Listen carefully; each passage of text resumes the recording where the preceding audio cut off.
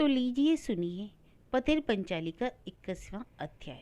लेखक विभूति भूषण बंदोपाध्याय। जब वर्षा का बीज होता है तो मूसलाधार पानी पड़ता है, धुंध छाई रहती है। उस समय शक होता है कि पृथ्वी पर धूप से उद्दीप्त जो दिन होते हैं कल्पना मात्र है, सत्य है। ये बादल, यह दुर्दिन भविष्य के अनंत मार्ग में ये चिरस्थायी के रूप में रह गए। सर्वजया चारों तरफ से जैसे एक भयंकर धुंध से गिर गई। ना तो उसके अंदर से रास्ता सूझ रहा था, ना साथी पहचान आता था, ना यह मालूम था कि हम कहाँ हैं। उस समय यही लगता कि शायद दिन निकलने और धूप चढ़ने पर यह धुंध बनी रहेगी। विपत्ति के दिनों में पंजाबी ओवरसियर जालिम सिंह और उसकी स्त्री बहुत काम आए। जालिम सिंह ने दफ्तर से नागा करके अर्थी उठाने के लिए लोगों के प्रबंध के लिए बंगाली टोले में काफ़ी चक्कर लगाया। खबर पाकर रामकिशन मिशन के कुछ सेवक भी आ गए। मणिकर्णिका का घाट में दाह संस्कार करने के बाद संध्या समय अपू ने स्नान किया और ठंडी पछवा से थर थर कांपते हुए सीढ़ी चढ़ने लगा। रामकृष्ण मिशन का एक सेवक और नंद बाबू उसे अशौच सूचक उत्तरीय वस्त्र पहना रहे थे। दिन काफी ढल चुका था। अस्तयामान सूर्य की किरणें पत्थर के मंदिर के कंगूरों पर कुछ कुछ चमा रही थी। दिन भर की घटनाओं से खोए खोए अपू को ऐसा लगा कि पिता के परिचित खंड से उत्सुक श्रोताओं के समक्ष कोई जैसे आवृत्ति कर रहा है। जिस पिताजी को आज सबने मिलकर यहाँ लाकर मणिकर्णिका घाट पर दाह किया था, रोग तथा जीवन संग्राम में पराजित उसका पिता उसके लिए स्वप्न मात्र है। वह उसे जानता ही है न पहचानता है। उसके निकट तो उसके पिता बराबर एक ऐसे व्यक्ति हैं जिन पर पूरा भरोसा किया जा सकता है। वे सुपरिचित हसमुख पिता उसके बचपन से ही सहज सुकंठ में रोज की तरह कहीं बैठकर उदास पूर्वी के सुर में आशीर्वाद दे रहे हैं। किसी तरह एक महीना निकल गया। इस एक महीने के अंदर सर्वजया ने तरह तरह की बातें सोची, पर कोई भी ढंग की नहीं जचती। एक बार बंगाल अपने घर लौटने की बात भी उसके मन में नहीं आई। ऐसी बात नहीं है, पर जब भी यह बात मन में उठी तो वह उसे दबा जाती थी। पहली बात तो यह थी कि अपने देहात में एक घर के अलावा बाकी सभी कुछ कर्ज चुकाने के लिए बेच दिया गया था। अब जमीन वगैरह कुछ भी नहीं रह गई।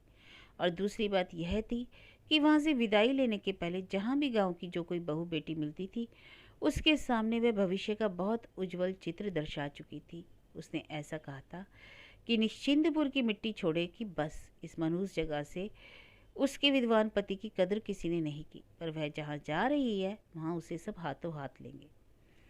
किस्मत के पलटा खाने से 1 साल भी नहीं लगेगा। इसलिए इत्यादि बातें सर्वजया हाथ मुँह हिला हिलाकर तरह तरह से उन लोगों को समझा चुकी थी। अब चैत लगा था, साल भर भी पूरा नहीं हुआ। इस बीच वह इस तरह असहाय और गई बीती हालत में पहुंच गई, इस पर विधवा भी हो गई।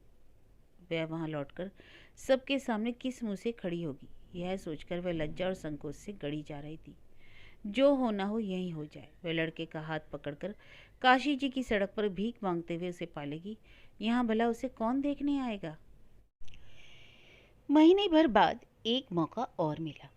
केदार घाट के एक भद्र पुरुष ने रामकृष्ण मिशन के दफ्तर में खबर दी कि उनके परिचित एक धनी परिवार को एक ब्राह्मणी की जरूरत है। वह घर में रहेगी और कामकाज में हाथ बटाएगी। मिशन ऐसी किसी स्त्री का पता दे सकता है या नहीं। अंत तक मिशन के प्रभाव के कारण वे भद्र पुरुष अपू और उसकी माँ को वहां भेजने पर राजी हो गए। सर्वजया को जैसे अथाह समुद्र में तिनके का सहारा मिला। 2 दिन बाद उस भद्र पुरुष ने खबर भेजी कि ये लोग काशी का बुधवास उठाने के लिए तैयार हो जाएं, क्योंकि उस धनी गृहस्थी का घर कहीं और है। वे तो काशी जी में घूमने भर आए हैं, लौटते समय साथ ले जाएंगे। पीले रंग की बहुत बड़ी हवेली थी। काशी जी में जैसे बड़े बड़े मकान हैं, इसी तरह बहुत बड़ी हवेली। सबके पीछे पीछे सर्वजया लड़के को साथ में लेकर सिमटी हुई मकान के अंदर दाखिल हुई। भीतर महल में पैर रखते ही स्वागत के लिए एक हल्ला हुआ। पर यह स्वागत सर्वजया के लिए नहीं, बल्कि काशी में जो दल अभी लौटा था उसके लिए था। भीड़ और गड़बड़ कुछ घटने पर मकान की मालकिन सर्वजया के सामने आई। अच्छी गोल मटोल थी। यह पता लगता है कि कभी सुंदरी रही होगी। उम्र 50 के ऊपर। मालकिन को प्रणाम करते ही बोली, रहने दो, आओ आओ आओ। हाय, इतनी कम उम्र में ही यह लड़का। अच्छा लड़का, इसका नाम क्या है। किसी और ने कहा, घर काशी में ही है। नहीं नहीं तो शायद सबकी कौतूहल भरी दृष्टि के कारण सर्वजया को बहुत लज्जा और बेचैनी मालूम हो रही थी। जब मालकिन के हुक्म पर नौकरानी उसके उसके लिए निर्दिष्ट कमरे में ले गई, तभी उसके दम में दम आया। अगले दिन सर्वजया करार के अनुसार रसोई में लग गई। रसोई बनाने वाली वह अकेली नहीं थी, 4-5 रसोई करने वाली थी। 3-4 रसोई घर थे। मछली गोश्त के अलग, वैष्णव भोजन के लिए अलग, इसके अलावा दूध का कमरा, रोटी का कमरा, अतिथि अभ्यागतों के लिए रसोई घर था। नौकर चाकर अनगिनत थे। रसोई घर वाला हिस्सा अंतपुर में होने पर भी उससे कुछ अलग था। उधर तो जैसे नौकर चाकर और रसोइयों का राज था। घर की स्त्रियां कामकाज बता तथा समझा जाती, विशेष कारण न होने पर वे इधर नहीं रहती थी। इस बात पर विचार हुआ कि सर्वजया क्या पकाए। सर्वजया को बराबर यह विश्वास था कि वह बहुत अच्छा पकाती है। उसने कहा कि वैष्णव तरकारियों को पकाने का भार उसे दिया जाए। इस पर रसोई बनाने वाली ब्राह्मणी मोक्षदा मुस्कुरा कर बोली, तुम बाबुओं की रसोई करोगी? तुमने रसोई की तो बस अंताचित हो गया। कहकर उसने पंची नौकरानी को पुकार कर कहा, अरे पंची सुन रही है? काशी से जो यह आई है, कह रही है बाबुओं की तरकारी पकाएगी। तुम्हारा नाम क्या है जी? मैं बड़ी भुलक्कड़ हूँ। उस दिन मोक्षदा की व्यंग भरी हंसी सर्वजया को बहुत खटकी थी और वह संकुचित हो गई थी, पर वह 2-1 दिन ही में समझ गई कि उसके गांव गवई वाली कोई रसोई यहाँ चल नहीं सकती। उसने यह पहली बार सुना कि रसे में इतनी चीनी डाली जाती है, या कमर कल्ले में के फ्रिट्स नाम की कोई तरकारी भी होती है। मालकिन ने 2-1 महीने सर्वजया की अच्छी देखभाल की, जैसे हल्का काम देना, खबर आती लेते रहना, पर थोड़े दिनों में वह भी बाकी लोगों में विलीन हो गई। दिन 2 बजे तक काम करने के बाद वह पहले पहल बहुत हार थक जाती थी। इस तरह लगातार आंच के सामने रहने का अभ्यास उसे कभी नहीं था। इतनी देर में भूख भी मर जाती थी। रसोई करने वाली दूसरी स्त्रियां अपने लिए मछली तरकारी आदि छिपाकर रख लेती थी, कुछ खाती थी और कुछ बाकी पता नहीं कहाँ ले जाती थी, पर वह तो नाम मात्र के लिए ही खाने को बैठती थी। रसोई का यह विराट रूप देखकर सर्वजया दांतों तले उंगली दबाकर रह जाती। उसे स्वप्न में भी इतने विशाल प्रबंध की धारणा नहीं थी। वह मन ही मन सोचा करती कि रोज 2 जून में 3 सेर तो तेल ही खर्च हो जाता है। यह यहाँ तो रोज एक भोज के लायक तेल घी खर्च होता है। गांव गवई की गरीब घर की छोटी गृहस्थी का अनुभव लेकर वह इन सारी बातों को समझ ही नहीं पाती थी। एक दिन महीन चावल वाली बड़ी देगची उतारते समय उसने मोक्षदा ब्राह्मणी को पुकार कर कहा, मौसी जी जरा देगी तो उतरवा दो। पर मोक्षदा ने सुनी अनसुनी कर दी। इधर चावल नीचे लगने जा रहा था, यह देखकर उसने भारी देगची खुद ही उतार ली, पर उतारते समय वह कुछ टेढ़ी हो गई और पैरों पर माड़ पड़ जाने के कारण तुरंत ही फफोले पड़ गए। मालकिन ने उसी दिन उसे रोटी वाले रसोई घर में भेज दिया। पैर अच्छा ना होने तक उसकी छुट्टी सी हो गई। सर्वजया लड़के के साथ नीचे के एक कमरे में रहती थी। कमरा पश्चिम के दलान के पास था, पर वह इतना नीचा था और उसका फर्श इतना सीला हुआ था कि कमरे में हर समय एक बास सी आती रहती थी। इसके मुकाबले में तो काशी वाला कमरा अच्छा था। दीवार के नीचे की ओर रेह लग गई थी। इधर उधर पीक के दाग थे। हर बार कमरे में घुसकर ही अपू कहता, माँ तुम देखती हो काहे की बदबू आती है, हूबहू पुराने चावल या पता नहीं किस चीज की बू है। मालिकों ने इन कमरों को मनुष्य के रहने लायक बनाया ही नहीं था। इनमें नौकर चाकर रसोइये जो रहते थे। ओपू ने ऊपर के सब कमरों को घूम घाम कर देखा है। बड़े बड़े जंगले हैं, दरवाजे हैं, जंगलों पर कांच लगा है। हर कमरे में गद्दीदार कुर्सियां, साफ सुथरी मेजें, इतनी साफ कि उनमें चेहरा देख लो। ओपू के घर में कारपेट का पुराना एक आसन था, वैसे ही पर उससे बहुत मोटा, अच्छा और नया कारपेट जमीन पर बिछा था। दीवार पर आईने लगे हुए थे। वे इतने बड़े थे कि अपू को अपना आदम का चेहरा उसमें दिखाई पड़ता था। वह मन ही मन हैरान होता था कि इतने बड़े बड़े कांच कहाँ से मिलते हैं, शायद जोड़कर बनाया हो।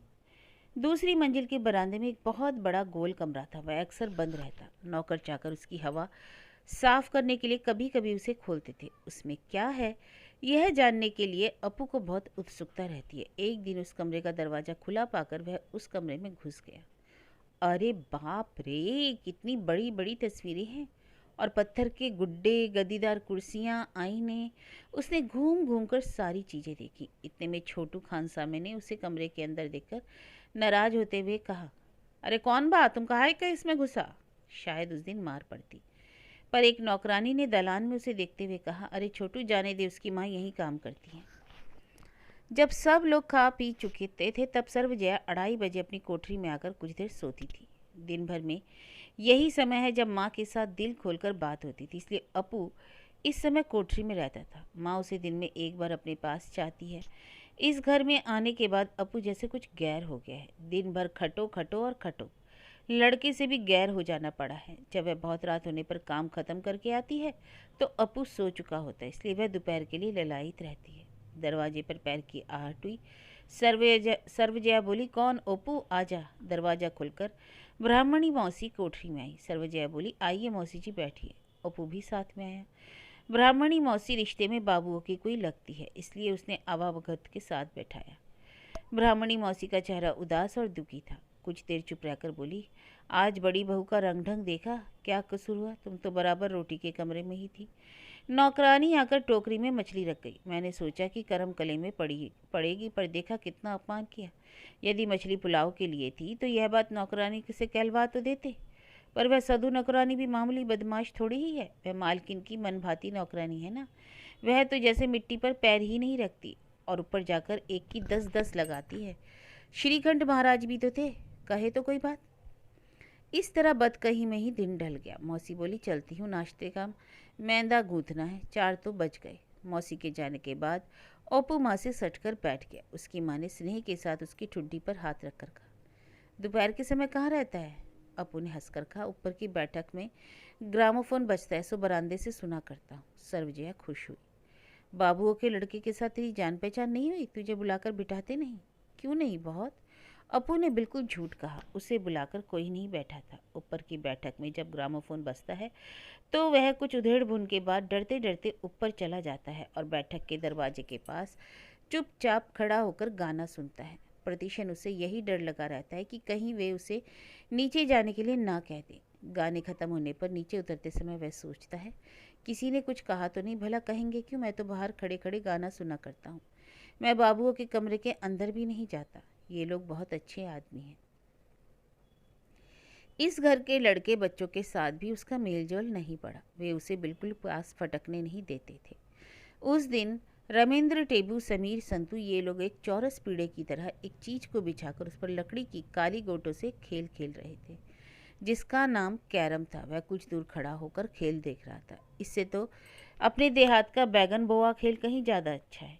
बैसाख के आरंभ में बड़े बाबू के लड़के की शादी के उपलक्ष्य में मकान में बहुत भीड़ हो गई। गया, मुंगेर, कलकत्ता, काशी, विभिन्न स्थानों से कुटुंबों के लोग आने लगे। सब बड़े घर की लड़कियां और बहुएं थीं। हर एक के साथ अपने अपने नौकर तथा नौकरानियां थीं। अब रात में नीचे की मंजिल के दालान और बरामदे पर भी उन्हीं का दौरा दौरा रहता था। लगभग सारी रात हल्ला गुल्ला रहता। सवेरे सर्वजया को मालकिन ने बुलाकर कहा, अपूर्व की माँ, तुम एक काम करो, अब 2-4 दिन के लिए तुम रसोई से छुट्टी ले लो। जगह जगह से सौगातें आ रही हैं।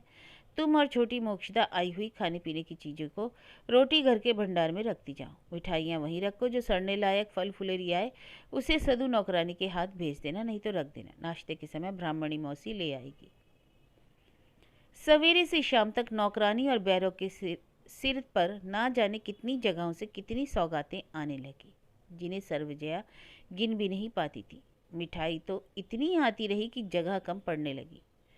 चंदन रखने की चांदी की कटोरियाँ 15-16 हो गई। अभी तक आम नहीं लगे थे, फिर भी आमों से ही एक बड़ा टुकड़ा भर गया।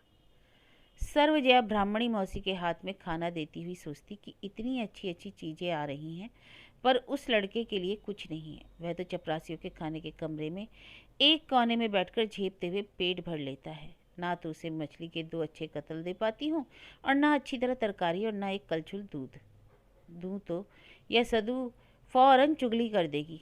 शादी के दिन बहुत भीड़ हुई। दुल्हा और उसके साथी सवेरे की तरफ आकर शहर के किसी मकान में ठहरे हुए थे। बारात संध्या के कुछ पहले जुलूस बनाकर ठाट बाट के साथ आ गई। बाहर का आंगन निमंत्रित मेहमानों से भर गया। सारे आंगन में दरी बिछी हुई थी। उसके एक कोने पर लाल मखमल से बना हुआ आसन था। उसके किनारे चौड़ी जरी के थे। जरी के ही झालर लगी हुई थी और शामियाना नीले साटन का था। दूल्हे के बैठने के लिए जो स्थान था उसके दोनों बगल में बढ़िया मलमल के तकिए थे। शामियाने के हर मेहराब पर बेला की 3 बड़ी बड़ी मालाएं लटकी हुई थी। चारों तरफ बारातियों के लिए गद्देदार कुर्सियां और काउच थे। विलायती सेंट और गुलाब जल की पिचकारियां छूट रही थी। अपू ने यह सब अच्छी तरह नहीं देखा था, वह तो सो गया था। वह घर के अंदर एक ही बार गया था। उस समय स्त्रियां कोई रस्म अदा कर रही थी। रात बहुत हो गई थी। माँ कहीं दिखाई नहीं पड़ी। उत्सव की भीड़ में पता नहीं कहाँ किस काम में लगी हुई थी। कीमती बनारसी साड़ी पहने हुए स्त्रियों की भीड़ के मारे आंगन में कहीं खड़े होने का स्थान ही नहीं था।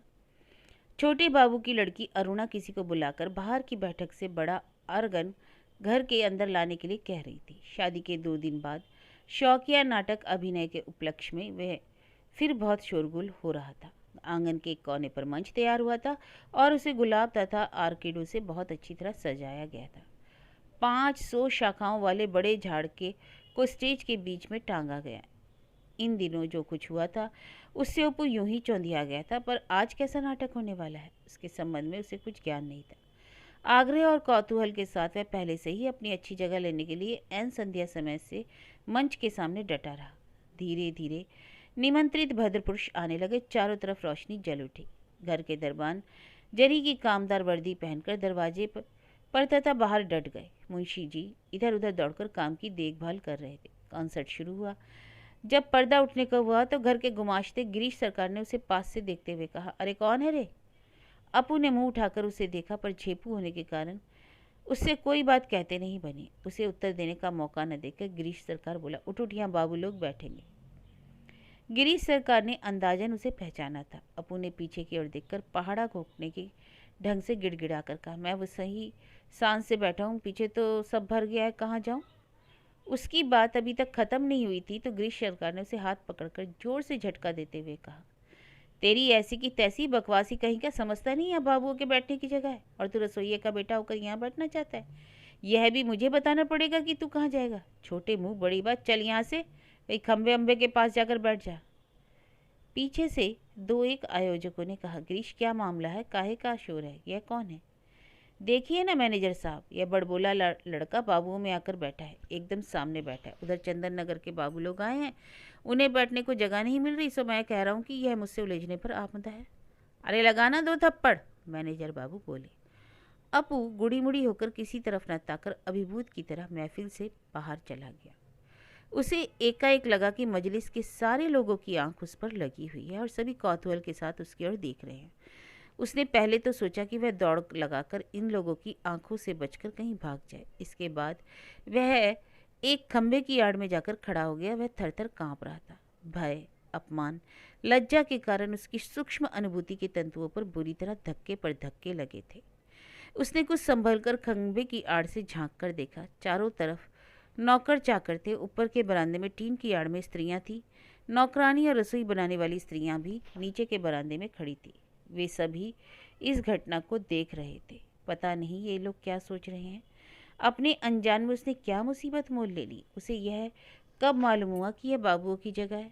वह बार बार मन को समझाने लगा। उसको शायद किसी ने नहीं पहचाना। ना जाने बाहर से कितने लोग आए हैं, ये उसे भला क्या जाने। इसके बाद नाटक शुरू हुआ। उधर उसका ध्यान ही नहीं रहा। सामने यह अपार भीड़, बंद हवा, रोशनियों का जमघट, दरबान और नौकरों का शोरगुल, किसी तरफ उसका ध्यान नहीं था। छोटू खानसामा चांदी के हंस वाले पानदान से मेहमानों में पान बांट रहा था। उधर की तरफ देखकर अपू के मन में जाने कैसी भावना आई। उसने ऊपर के बरामदे की तरफ देखकर सोचा कि उधर माँ तो नहीं है। यदि माँ को यह बात मालूम हो जाए।